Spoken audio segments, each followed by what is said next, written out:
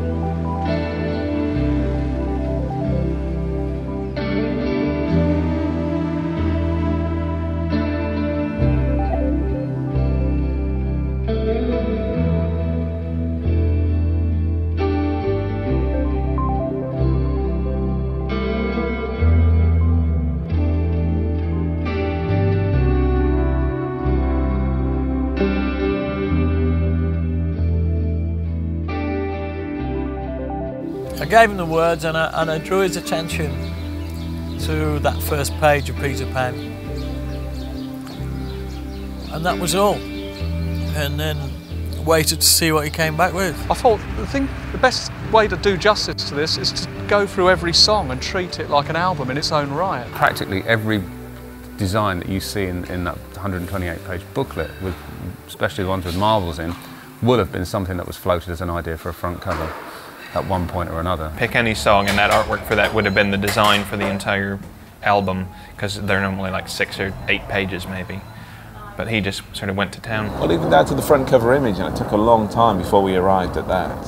A long time. It was quite a painful birth. I was knocking out a lot of visuals, you know, and agonising over them here and there, and you know, you get like 2 members liking this one, you know, somebody else liking the other. He eventually came back to us at quite a late stage, and he'd taken this quite blurry photograph of his girlfriend just holding the marbles up in front of our eyes, and we went,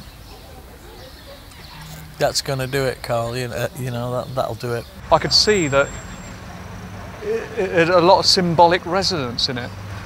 You know, not only was it like, you know, this picture of a face, you know, holding 2 marbles, but it seemed to have a power all of its own, and that was quite interesting.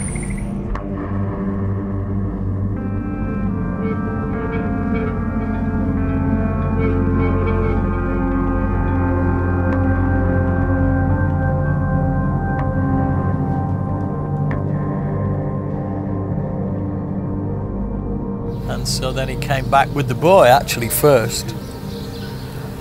And we weren't sure about that. Then he came back with the girl.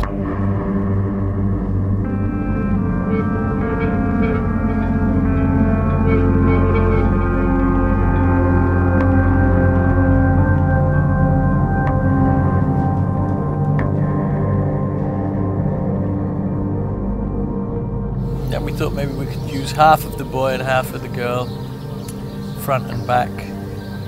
And then we realised that if we opened it up, or I think I commented that if we open it up, we'll have a face that is half of each. And I think Steve Rothers actually got hold of one and opened it out and said, like that. And it was so strong. We said, well, we should morph them together and make that the image.